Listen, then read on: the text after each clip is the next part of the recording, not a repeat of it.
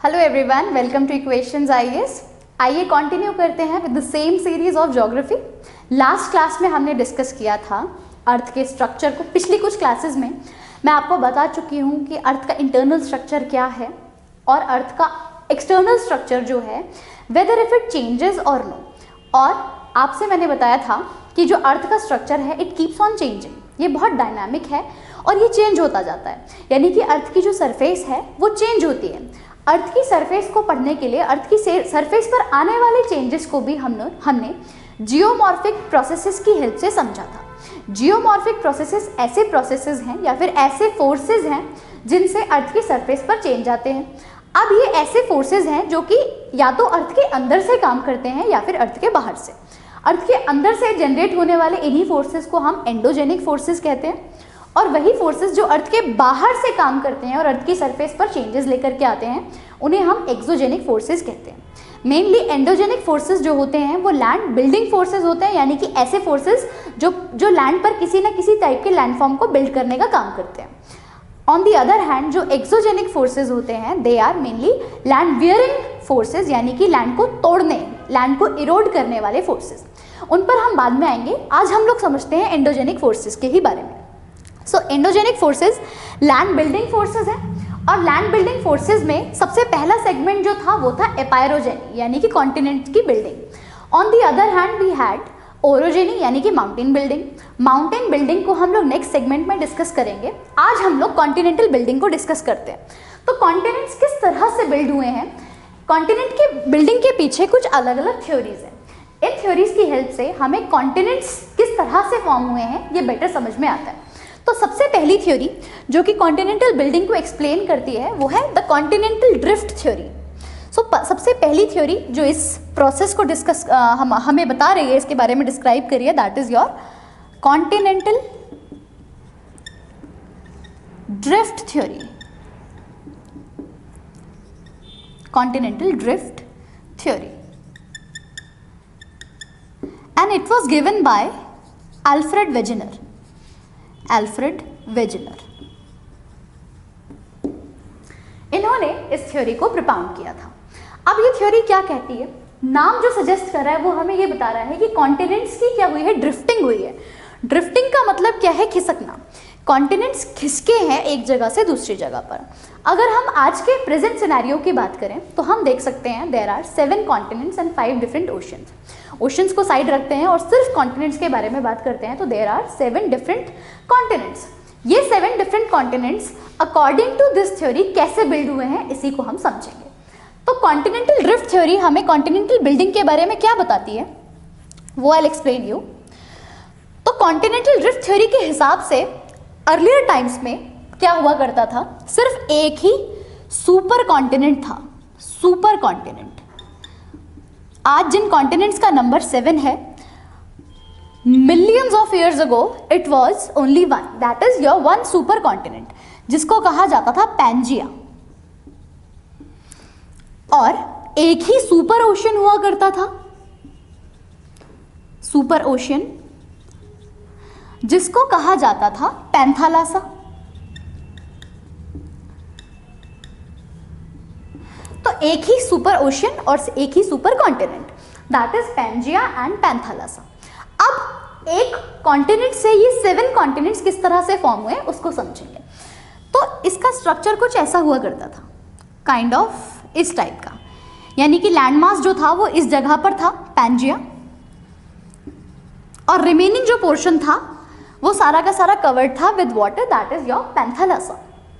अब कुछ फोर्सेस की वजह से ये पैंजिया जो है ये ब्रेक हो गया, टूट गया इनटू 2 डिफरेंट लैंड मासेस। तो वो फोर्सेस क्या थे,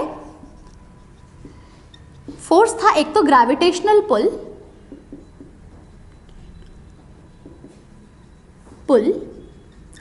and the other was pole fleeing force.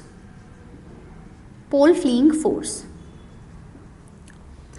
जैसे कि दूसरी जो बॉडीज हैं like sun and moon, sun और मून के ग्रेविटेशनल पुल खिंचाव की वजह से ये कॉन्टिनेंट्स जो है टूटे और टूट करके ड्रिफ्ट होने लगे ऑन दी अदर डायरेक्शंस, ठीक है। इसके अलावा जो पोल फ्लीइंग फोर्स है वो क्या बताता है कि जो पोल्स हैं जब अर्थ घूमती है तो जितना भी लैंड मास है वो इन पोल्स की तरफ खींचता है। जैसे कि हम लोग सेंट्रीफ्यूगल फोर्स की बात करते हैं, तो जब भी कोई चीज़ घूमती है तो जो सेंटर पर जितना भी मास होता है वो बाहर की तरफ, आउटर पेरिफेरीज की तरफ खींचता है।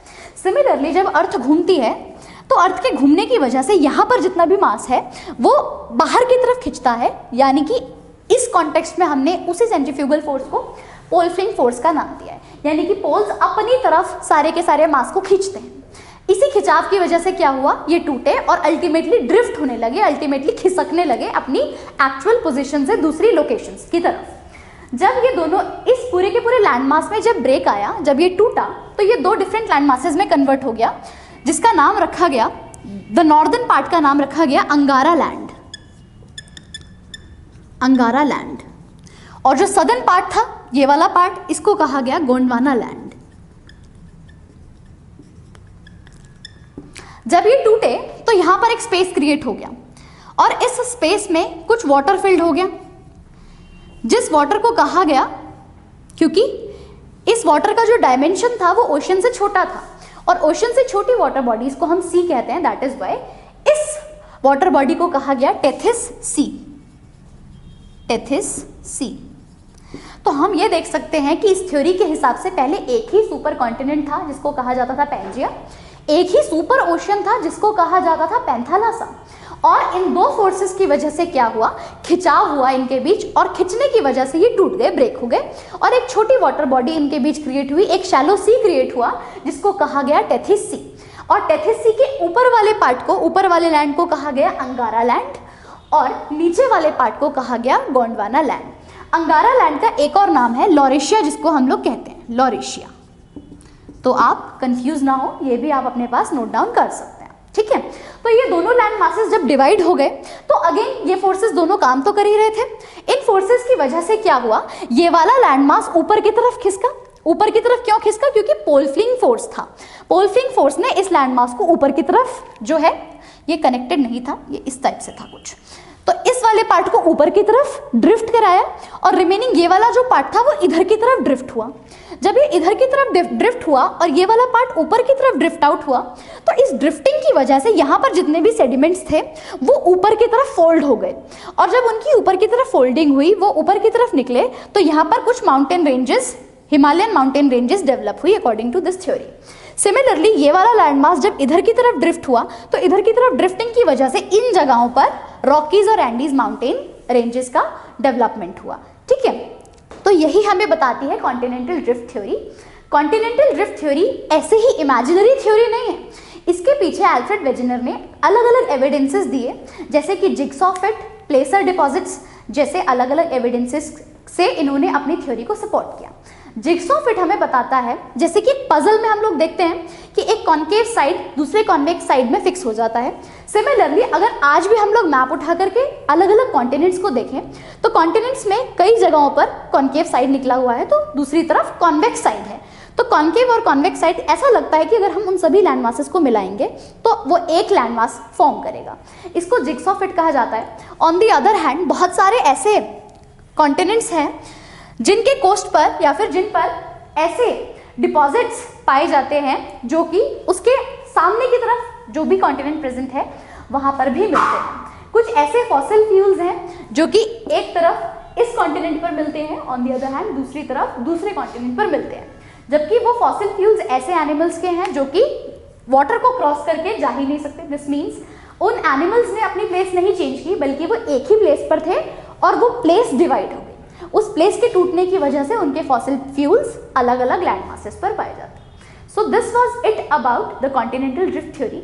ऑल्दो कॉन्टिनेंटल ड्रिफ्ट थ्योरी के कुछ ड्रॉबैक्स भी थे, यानी कि कुछ लोगों ने, कुछ क्रिटिक्स ने ऐसा भी कहा कि ये दोनों फोर्सेस इतने स्ट्रांग नहीं हो सकते कि वो इतने बड़े लैंडमास को ड्रिफ्ट करा दें। इस ड्रिफ्टिंग के पीछे कुछ और रीजन है, ऐसा माना जा सकता है। कई लोगों ने ये भी बिलीव किया कि ठीक है, ऐसा मान सकते हैं कि ये सब के सब पहले एक ही लैंडमास हुआ करते थे, लेकिन ये बिल्कुल भी नहीं माना जा सकता कि ग्रेविटेशनल पुल और पोल फ्लिंग फोर्स इतना स्ट्रेंथफुल था कि उसने इन बड़े बड़े लैंड मासेस को इतना हद तक ड्रिफ्ट करा दिया।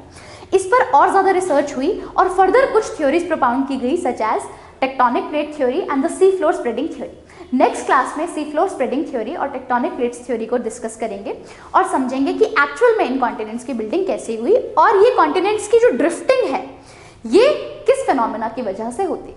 So thank you so much, पढ़ते रहिए। अगर आपको ये वीडियो पसंद आया हो तो इस वीडियो को लाइक कीजिए, हमारे चैनल को सब्सक्राइब कीजिए और अपने फ्रेंड्स के साथ भी इसे शेयर कीजिए। Thank you so much.